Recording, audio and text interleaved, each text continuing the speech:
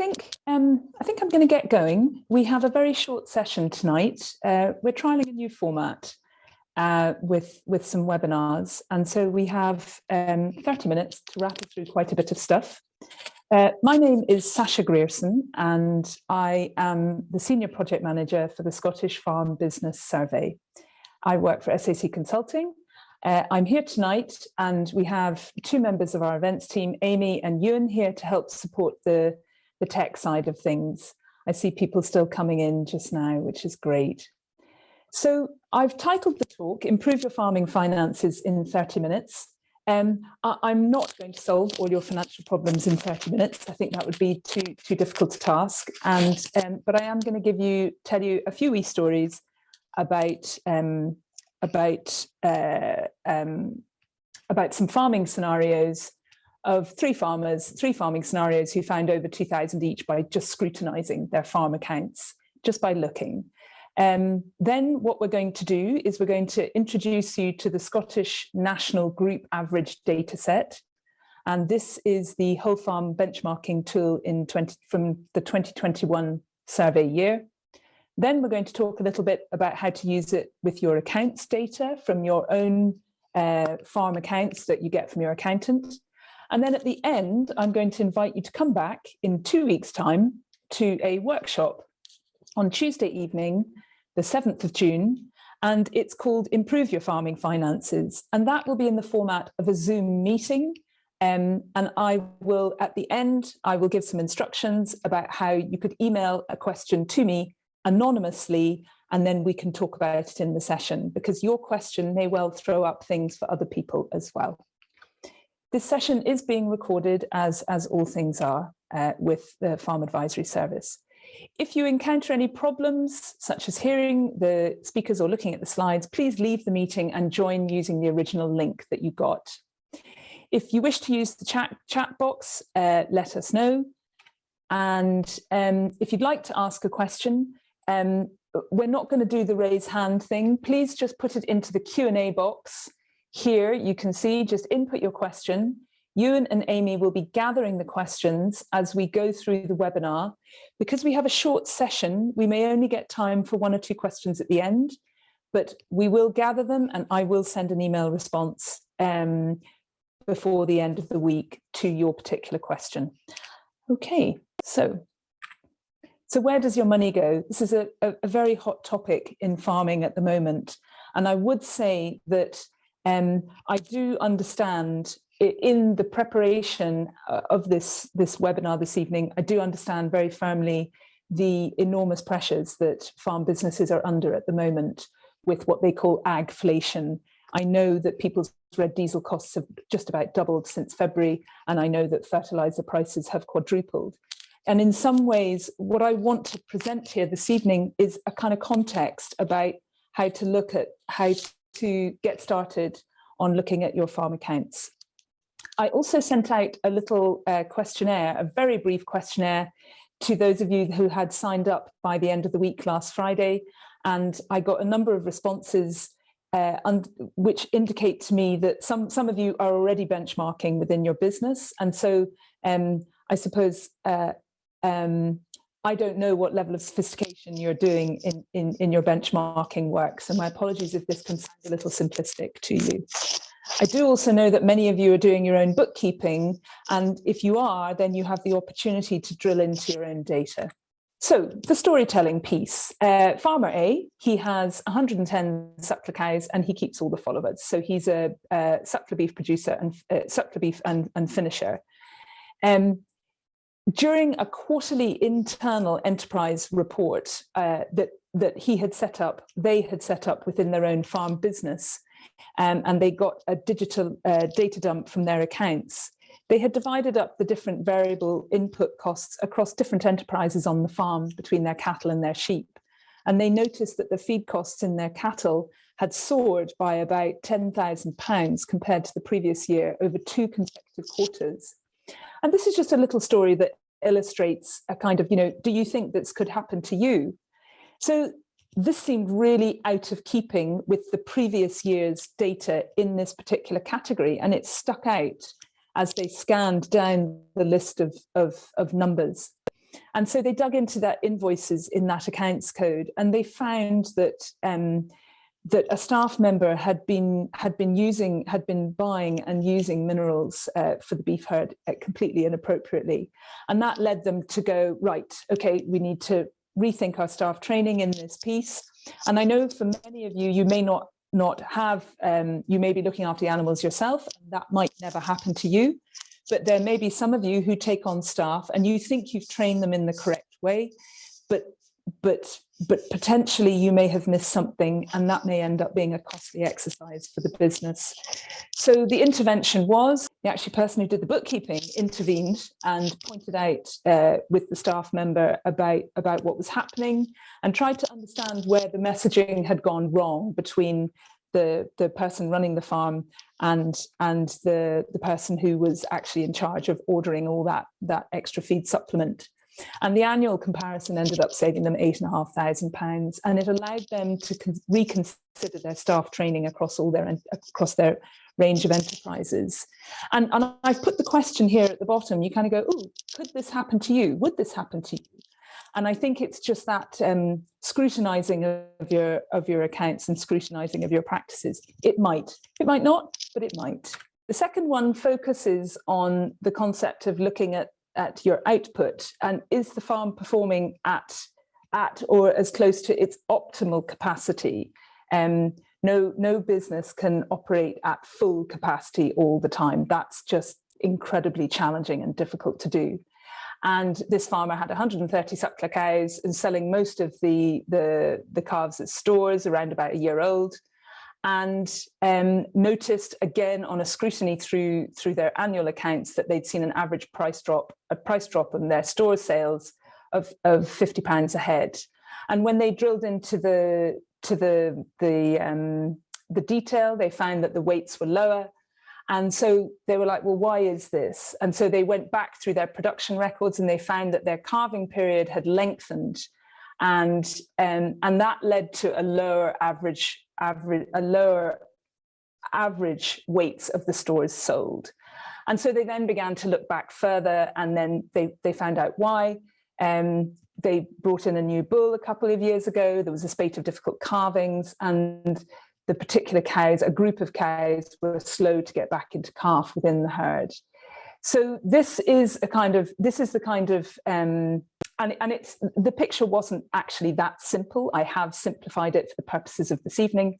And so what they had by doing that, they had an opportunity to correct, try to regain that lost ground. But that's £4,000 right there, and of lost revenue, which by scrutinizing your accounts, you can actually lead you back through the trail of trying to figure out why things happened, you know, and how to actually turn that ship around.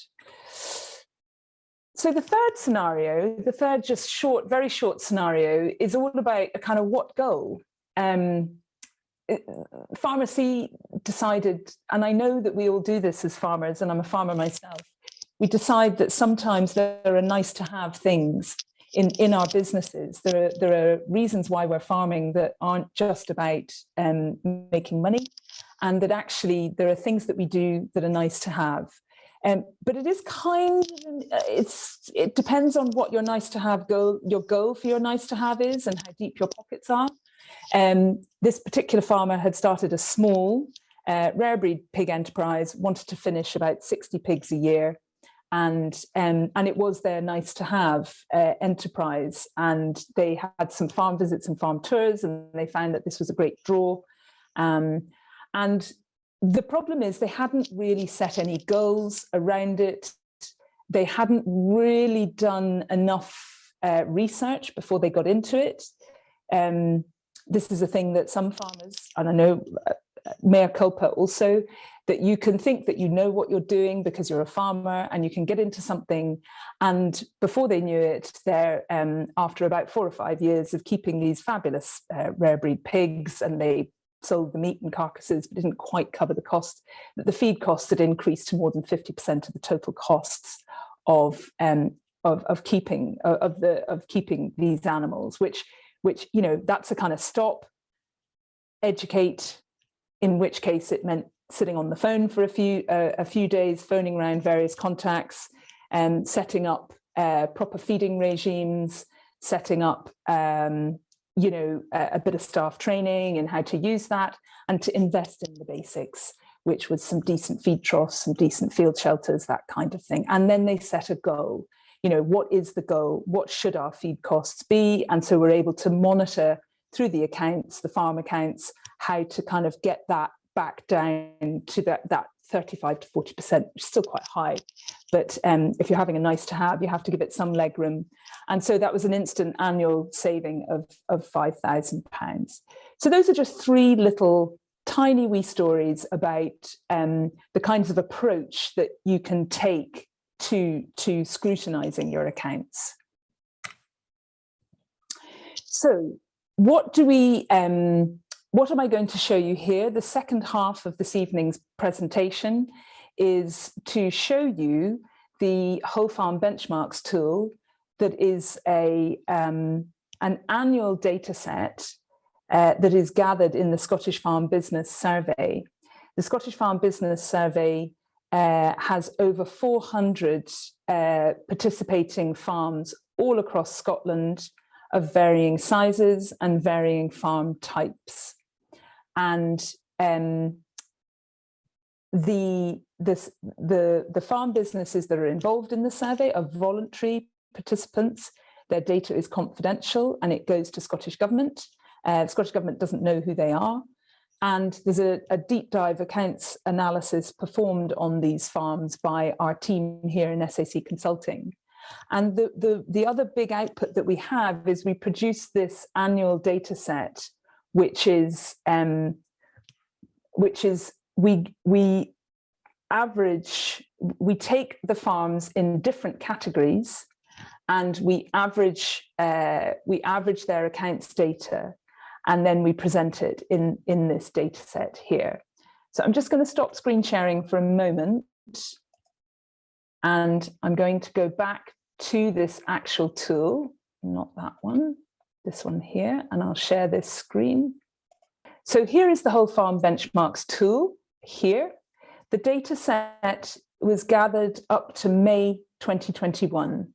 So again, I do realize that this most recent data set is a year behind. And this tends to be the way when you're doing any comparison of your own farm accounts with some external data. And that's, perhaps you can argue that that's not a perfect scenario, but in many ways, you've got to start somewhere. And with benchmarking or any kind of comparison of your own farm finances to any external data set, you've got to be aware that you're never going to get the most up-to-date information all the time. And that actually what you're doing is you're aiming to do this not just once in 1 year, you're aiming to do this over a series of years or even quarters. Some people I know do a kind of quarterly accounts comparison, but they're always comparing it to the same quarter last year. And that way they build up a picture of their progress. And that's the aim of the accounts, of getting your accounts out, starting to look at these things and, you know, getting the calculator out, or if you use digital accounts, you can usually, a digital accounts package, you can usually download your data as an Excel spreadsheet, and you can start to do some manipulations with it yourself. And this data set can allow you to do that. So how does the data set work? Well, I'll just scroll down here.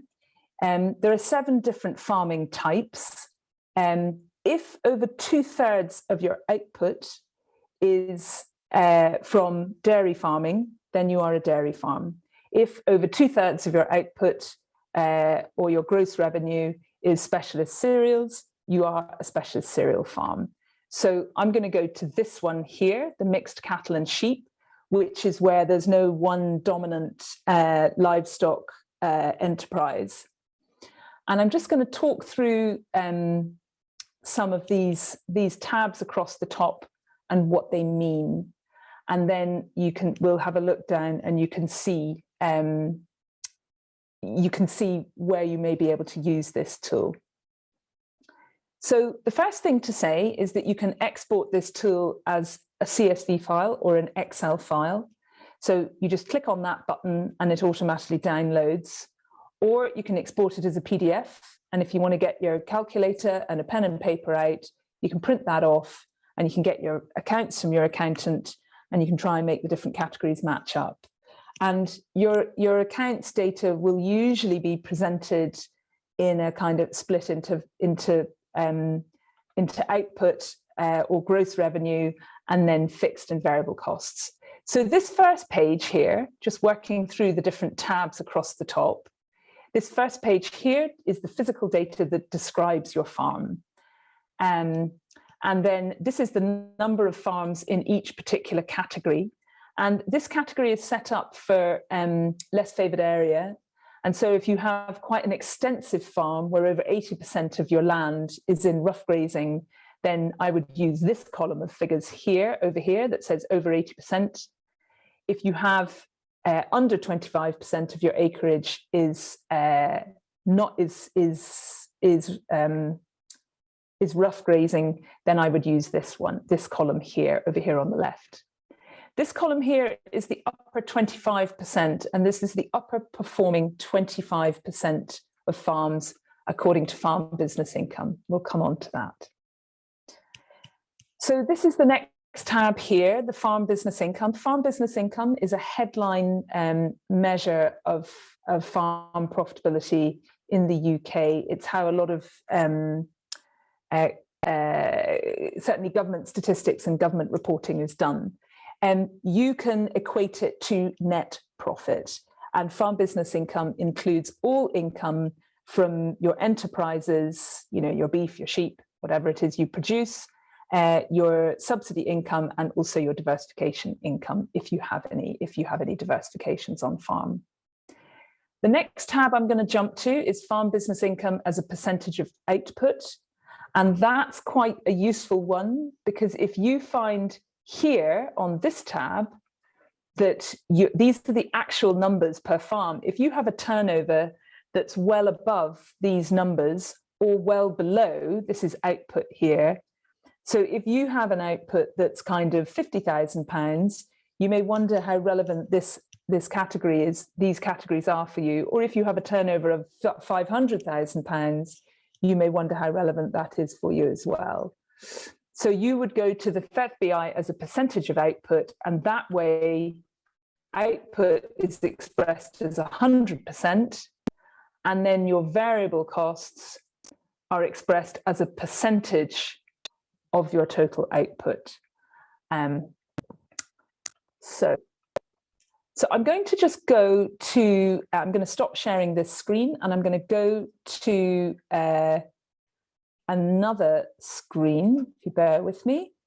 So this is what the Excel download, the CSV download looks like from the tool. And you can see you've got these tabs along the bottom. And I've highlighted these two in green as being the ones that you maybe want to go and have a look at. This is your physical data. This is your farm business income in the actual numbers. So you'll see on the left-hand side, you've got the amount of money from farm output from milk, cattle, sheep and wool, other livestock, cereals, these different categories, and that gives you a total output. And then you've got your variable costs split down into these various categories as well. And then this one here is your percentage of output. And then these last two here, this sales and purchases one gives you some interesting information about the price that various farms have received. So if it's something that you just want to look at your average price that you've received for your stores over 1 year, you can get an idea of what the national average is. And that's a useful thing to think about as well. So this whole process, this tool can be used in a range of ways. You can go as deep into it or as light touch as you wish. This last page here is crop yield and prices, and this gives you an idea of prices per hectare for barley that people in this data set have received. If you're a specialist sheep farm, a specialist cereal farm, this page will be quite important to you.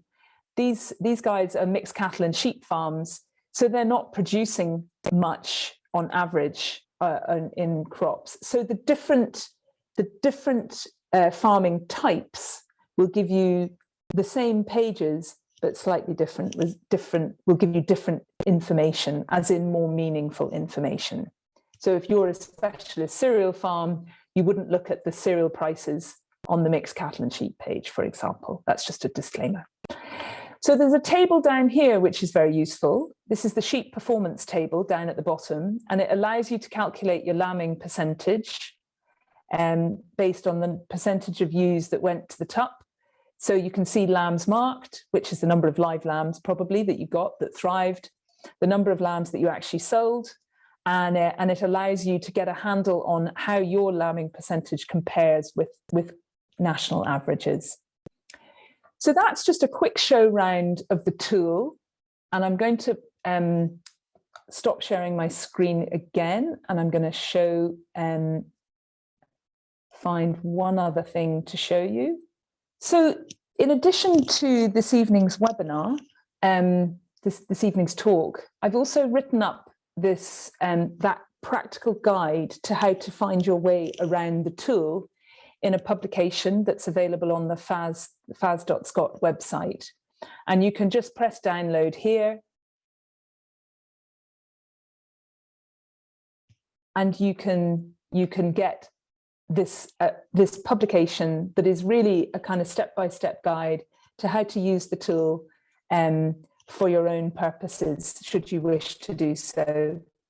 And it's the kind of thing, if you want to get your farm accounts out, and then you want to get this out, open up the tool, and you could download it and give it a go. And I'm not saying it's going to instantly find you £2,000 or £5,000 or £8,500, but it does allow you to, if you're currently not benchmarking, it allows you to begin the process of looking at your farm accounts data, or even some of your bookkeeping data for the various categories. I don't know which digital bookkeeping data sets you're using, but sometimes there are reporting functions within, Xero or one of the other QuickBooks, which can allow you to group certain items together that would be similar to the groupings of items in this tool. What next? Number one, do you have your most recent set of accounts to hand? What are 4 things that you could ask yourself? Where could you get started? You could ask yourself about your output. How does it compare to your group average for your business last year? Can you describe why it's different? There's always context around your own farming business. That's really important to remember. Bad weather happens in local situations and can cause upsets to output. The next question you can ask yourself is, what is your net profit? What percentage is it of your output? Is it what you need? And then that begins to lead on to further questions, which I've outlined there. Like, what do you need for your own farming business? What do you want your farming business to give you? And then what next? Number 2 is have a look at your variable costs. What percentage are they of your output? How does that compare with last year or your group average? And how do they break down into the various components?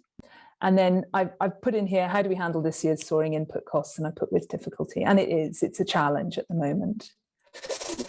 The last question that you could consider, but it really is very tough, is the fixed cost question. And there's very, very good reasons why people have items of machinery. Sometimes for lone working, you need to be safe. And that means that you may need that extra piece of equipment, and that's essential for your safety. And no one would ever suggest that you compromised on that. So caveats to go with this process: try not to fixate on 1 year. Accounts are historical, things have changed, and we've alluded to that a couple of times. Sometimes your farm accounts are prepared for tax purposes only, so it can make comparisons tricky, but it's important just to get started.